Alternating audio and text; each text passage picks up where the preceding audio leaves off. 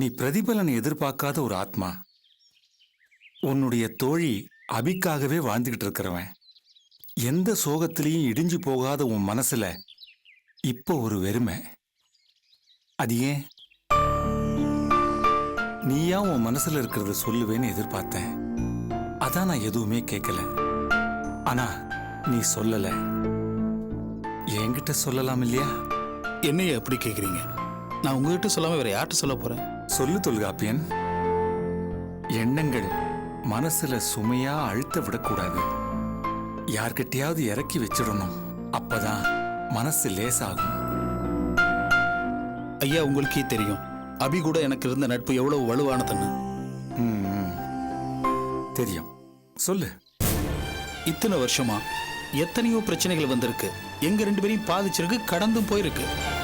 ஆனா எல்லா பிரச்சனையும் நாங்க எதிர்கொண்டு கஷ்டப்பட்டு சமாளிச்சிருக்கோம். ஆனா எங்க 2 பேரையும் வேலைக்கு எதிரெதிரா நிறுத்துற சக்தி எந்த பிரச்சனைக்கு இருந்தது கிடையாது. ஆனா சமீப காலமா ஏதோ ஒரு இனம் புரியாத இடைவெளி, அதை என்னன்னு என்னால தெளிவா விவரிக்க முடியல.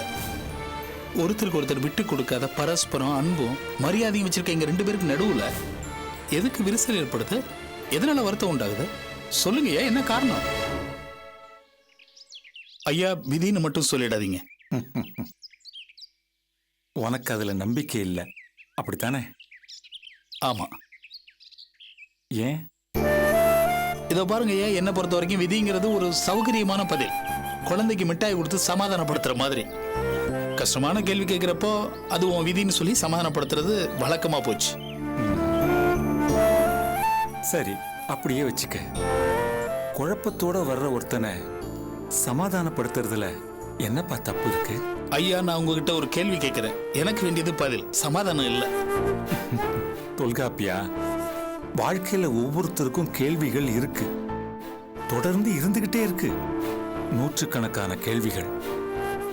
எல்லா கேள்விகளுக்கும் திட்டவட்டமான பதில் கிடைக்குமா?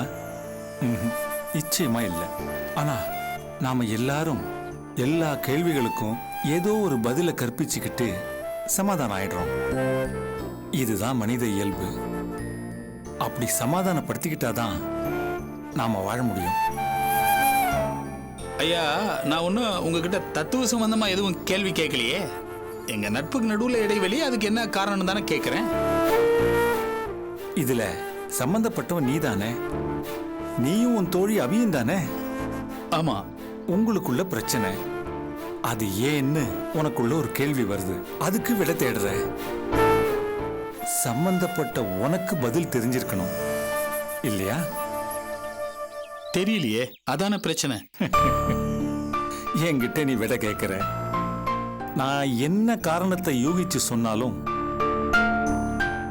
அது உனக்கு நான் சொல்ற சமாதானம் தானே தவிர சரியான பதிலா இருக்காது. விதின்னு பதில் சொன்னாலும் சரி, வேற எந்த பதில சொன்னாலும் சரி, அது 100% சரியா இருக்க வாய்ப்பில்லை. எல்லா கேள்விகளுக்கும் பதில் தெரிஞ்சிட்டா வாழ்க்கையில சுவாரஸ்யம் போயிடும் தொல்காப்பியா. நிரந்தரமான சில கேள்விகள் தான் பூமியை எப்பவும் உயிர் போட வச்சிருக்கு. எல்லா மனிதனும் பதில்களை தேடித்தான் வாழ்க்கையை சுவாரஸ்யமாக்கிக்கிறான். தபார், நாளைக்கே அபிக்கும் உனக்கும் நடுவில் இருக்கிற இடைவெளி ஒரு சின்ன புன்னகையில காணாம போயிடலாம். அப்ப இந்த கேள்விக்கே அர்த்தம் இல்லாம போயிடும். இன்னைக்கு உன் மனசுல இருக்கிற இந்த புதிர் அன்னைக்கு தன்னோட வீரியத்தை இழந்துடும். நாம ஏதோ தப்பா புரிஞ்சுக்கிட்டோம்னு நீயே உன்னை சமாதானப்படுத்திக்கிட்டு மற்ற வேலைகளை பார்க்க ஆரம்பிச்சிடுவேன். தொல்காப்பியா, ஐயா, உனக்கும் அபிக்கும் இடையில ஒரு விலகல் இருக்குன்னு நீ சொல்ற இல்லையா? ஆமா. அதுக்கான காரணத்தை உணர முடியலையேன்னு மனசை போட்டு குழப்பிக்காத. இந்த பிரச்சனைய அதன் போக்கிலேயே விட்டுடு, தன்னால சரியாயிடும். இங்க பாருப்பா, சில விஷயங்களை தெரிஞ்சுக்காம இருக்கிறது கூட ஒரு விதத்துல நிம்மதிதான். தொல்காப்பியா, அப்புறம் ரொம்ப நாளைக்கு அப்புறம் இங்க வந்திருக்க. எப்படி இருக்கு நம்ம ஆசிரமம்?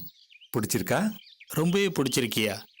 ஆரம்பத்தில் இந்த மாதிரியே எந்தவித மாற்றம் இல்லாமல் இப்போ அப்படியே தான் இருக்கு.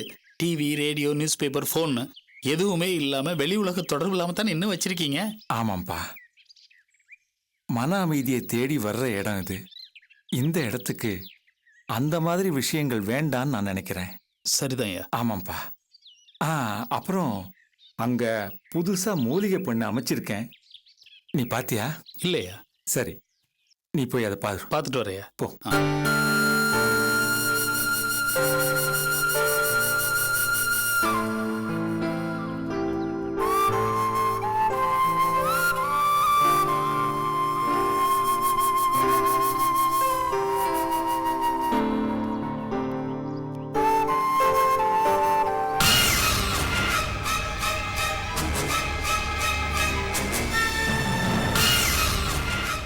சார்,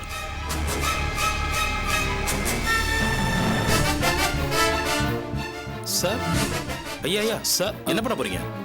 இல்லை, மரத்துக்கு கீழே படுத்திருக்காரு. ஏதாவது தேங்காய் மட்டையை விழுந்தா பிரச்சனை ஆயிடும், அதான்.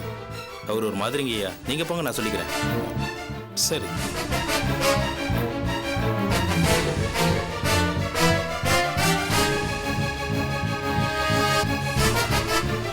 சுவாமி, சுவாமி, சுவாமி, சுவாமி. என்ன என்ன சாமி மரத்துக்கு கீழே படுத்திருக்கீங்க? தென்னை மட்டை ஏதாவது விழுந்துற போது உள்ள போய் படுங்க சாமி. இடியே விழுந்தாலும் எனக்கு ஒன்றும் ஆகாது. உன் வேலை பாரு பாப்பா. வா.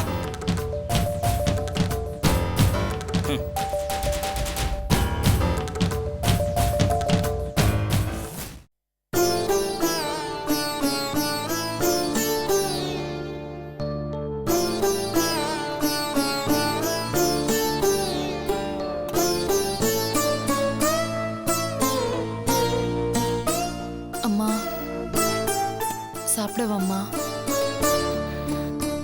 வேண்டாம் ஆர்த்தி, எனக்கு பசிக்கல. பசிக்காம எப்படிம்மா இருக்கும்? எவ்வளோ நேரம் தான் பட்னியா இருப்ப? உடம்பு எப்படிம்மா தாங்கும்? மனசு துடிச்சுக்கிட்டு இருக்கு. எனக்கு எப்படி பசிக்கும்? எனக்கு மகளா பிறந்து அபி படுற பாடம் நினைச்சா எனக்கு பச்சை தண்ணி கூட தொண்டையில இறங்காது. நீயே இப்படி அப்செட் ஆனா எப்படிம்மா? என் வயித்துல பிறந்த பாவம் தான் அவளை இப்படி போட்டு படுத்துதுன்னு நினைக்கிறேன். வேற எந்த புண்ணியவத்தி வயிற்றுலயாவது அவ பிறந்திருக்க கூடாது. எக்க ஆர்த்தி, 2 பேரும் கண் கலங்கின இப்படி. எக்க வாக்க ஒரு வாய் சாப்பிடு. அம்மா மனசு உடைஞ்சு போயிருக்காங்க மாமா. சரி, அதுக்காக சாப்பிடாம இருந்தா எப்படி? உடம்புல தெம்பு குறைஞ்சு போயிரும்ல. உடம்பா தெம்பா இருக்கட்டும். வாங்க வந்து சாப்பிடுங்க. அனு, எங்க கிளம்பிட்ட? வந்து சாப்பிட்டு போ. இல்ல, எனக்கு சாப்பாடு வேண்டாம். சாப்பாடு வேண்டாமா? என்ன ஆளாளுக்கு இப்படி பண்ணிட்டு இருக்கீங்க? ஆமா, இப்ப எங்க கிளம்பிட்ட? நான் வெளியே போகணும். வெளியில போறியா? எங்க போற? ஹாஸ்பிட்டலுக்கு. ஆஸ்பத்திரிக்கா? எதுக்கு? அம்மாக்கு உடம்பு சரியில்லை, நான் அவங்கள பார்க்க போகணும். உன் நெஞ்ச நான் கல் நெஞ்சா? இந்த வீட்ல இவ்வளவு விஷயம் நடந்துட்டு இருக்கு, மனசாட்சி இல்ல உனக்கு? என்ன சொல்ற நீ? புரியாத மாதிரி பேசாத. நிஜமாவே எனக்கு புரியல, என்ன சொல்ல வர? இது பாரு, எல்லா பிரச்சனையும் உங்க அண்ணா ஆதியால தான். அவன் சூழ்ச்சி பண்ணி தான் எங்க அக்கா ஜெயிலுக்கு போயிட்டாங்க. அதை நினைச்சு நாங்கெல்லாம் அப்செட் ஆயிருக்கோம். நீ என்னடானா அவங்கள பார்க்க போறேன்னு கொஞ்சம் கூட நன்றியே இல்லாம பேசுற? சம்பந்தமே இல்லாம பேசாத ஆர்த்தி. நான் என் அம்மாவை பார்க்க போறேன், அவ்வளவுதான். அம்மாவா? யார் உனக்கு அம்மா? உன்னை வேலைக்காரியோட பொண்ணுன்னு வாய் கூசாம சொல்லி வீட்டை விட்டு துரத்தி விட்டாங்களே, அவங்கள பார்க்கவா போற? அந்த குடும்பம் உன்னை கை கழுவி துரத்தி விட்டதுக்கு அப்புறமும் உன்னை ஆதரிச்சது இந்த குடும்பம் தான். அதுக்காக தான் உங்க அண்ணன் எங்க அக்காவை துரத்தி துரத்தி பழி வாங்கிட்டு இருக்கான். இவ்வளவு நடந்ததுக்கு அப்புறமும் எங்க அம்மாவை நான் பார்க்க போறேன்னு ரொம்ப ஈஸியா சொல்றேன். ஆர்த்தி, இதுவே வேற யாராவது இருந்தாங்கன்னா ஆதி பண்ற காரியத்துக்கெல்லாம் பழி வாங்குறத நினைச்சுக்கிட்டு உன்னை வீட்டை விட்டு வெளியே துரத்தி இருப்பாங்க. ஆனா எங்க அம்மா இது வரைக்கும் இதை பத்தி உன்கிட்ட ஒரு வார்த்தை கேட்டிருப்பாங்களா? யோசிச்சு பாரு. அப்படிப்பட்ட எங்க அம்மாவோட பெருந்தன்மைக்கு நீ கொடுக்குற பரிசு இதுதானா? நீ பாட்டுக்கு பேசிட்டே போகாத ஆர்த்தி. இதெல்லாம் எனக்கும் தெரியும். அதுக்காக என்ன வளர்த்த அம்மா மேல எனக்கு பாசம் இல்லாம போயிடுமா? அவங்களுக்கு உடம்பு சரியில்லை, அவங்கள பார்க்க போறேன். இத பாரு ஆர்த்தி, பிரச்சனை உங்க அக்காவுக்கும் என்னனுக்கும் ரொம்ப நாளா நடந்துகிட்டு தான் இருக்கு. அதுக்காக நான் என் அம்மாவை பார்க்காம இருக்கணுமா? என்னம்மா, இங்க என்ன பிரச்சனை? பாருங்க சித்தப்பா, இவங்க அண்ணனால நம்ம குடும்பம் எவ்வளவு தூரம் கஷ்டப்பட்டிருக்கு. அக்காவை நினைச்சு அம்மா இடிச்சு போய் உட்காந்துட்டு இருக்காங்க. இவன் என்னடானா அவங்க அம்மாக்கு உடம்பு சரியில்லையா, பாக்குறதுக்காக ஹாஸ்பிட்டல் போறேன்னு சொல்றா. ஆதி பண்ண கொடுமைக்கெல்லாம் அவங்க முகத்துல நம்ம முழிக்கலாம் சித்தப்பா. இது பாருங்க மாமா, பிரச்சனைகள் இருக்கு, நான் அதை மறுக்கல. ஆனா அது அன்னிக்கும் ஆதிக்கும் நடுவுல தான். எங்க அம்மா என்ன பண்ணாங்க? அவங்க பாவம். அவங்க என்ன அபியா நீ வாழ்க்கையில தலையிட்டாங்க இல்ல பிசினஸ்ல தான் தலையிட்டாங்களா? என்ன வளர்த்தவங்களுக்கு உடம்பு முடியல, நான் அவங்கள பார்க்க போறதுல இவன் என்ன அப்படி பெரிய தப்பா கண்டுபிடிச்சா? அணு சொல்றதுலயும் தப்பு இருக்கிற மாதிரி தெரியலையம்மா. தன்னோட அம்மாவை பார்க்கறத யாரும் தப்புன்னு சொல்ல மாட்டாங்க. என்ன சித்தப்பா நீங்களும் அவளுக்கு சப்போர்ட் பண்ணி பேசுறீங்க? என்னம்மா பண்ண சொல்ற? நியாயத்தை தவிர வேற எதுவுமே எனக்கு பேச தெரியலையே. பாவமா இந்த பொண்ணு. நடக்கிற பிரச்சனைக்கெல்லாம் இந்த பொண்ணு என்ன பண்ணும்? நீ கிளம்புவா. தேங்க்ஸ் மாமா. அனு, நான் கூட கால் டாக்ஸில தான் வந்தேன். வண்டி வெளியே நிக்குது, நீ வண்டியில வெயிட் பண்ணு. நான் போகும்போது டிராப் பண்ணிட்டு போறேன். சரி, நான் வெளியே வெயிட் பண்றேன். ஆர்த்தி, இப்ப இருக்கிற சூழ்நிலையில இவ்வளவு கோவப்படக்கூடாது. கொஞ்சம் பொறுமையா இருக்கணும்.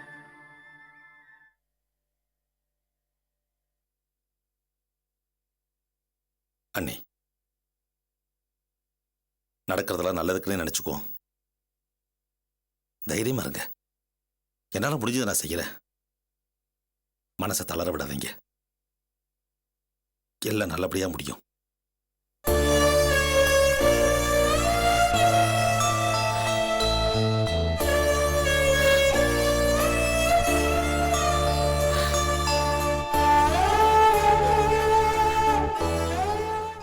கவலைப்படாதீங்க. டாக்டர், மிஸ்டர் ராதி, நீங்க கவலைப்படாதீங்க. இனிமே எந்த பிரச்சனையும் இல்ல, சீக்கிரமா குணமாயிடுவாங்க. என்ன டாக்டர், எதுக்காக இப்படி திடீர்னு? அவங்க பிபி பேஷண்ட் இல்லையா, அதான் கடுமையான மன அழுத்தத்துக்கு ஆளாயிருக்காங்க. சோ அதான் பிரச்சனை. இன்ஜெக்ஷன் போட்டிருக்கேன், நல்லா ரெஸ்ட் எடுக்கட்டும், அப்புறம் பார்க்கலாம். அப்புறம் பார்க்கலாமா? என்ன டாக்டர் சொல்றீங்க? டோன்ட் வரி ஆதி, அவங்களுக்கு ஒன்றும் ஆகாது, நான் இருக்கேன்.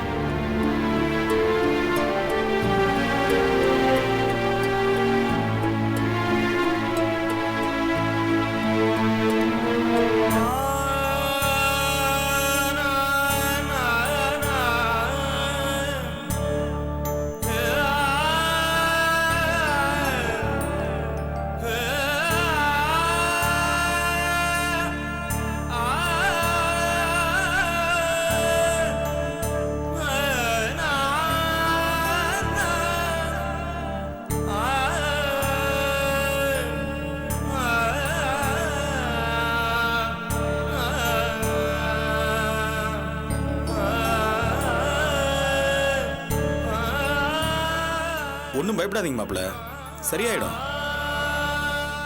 அம்மா ஒன்றாகாது. டென்ஷன் ஆகாதீங்க. சொல்லு ரேகா. மாமா, என்னம்மா? எனக்கு அண்ணனை நினைச்சா ரொம்ப பயமா இருக்கு. என்னம்மா பயம்? அவன புளியா சிங்கம்மா, கடிச்சா தின்றுவான். நான் பாத்துக்கிறவா? இல்ல, ஏற்கனவே மேல கோவமா இருக்காரு. பாருமா, நான் எதுக்கு வந்திருக்கேன்? நான் ஒரு ஆர்மி மாதிரி. உங்க அண்ணன் கோவத்தை நான் எப்படி சமாளிக்கிறேன் பாரு. நீ வா தைரியமா.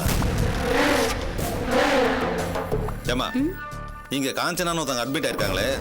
ஸ்ட்ரைட்டா போங்க சார்.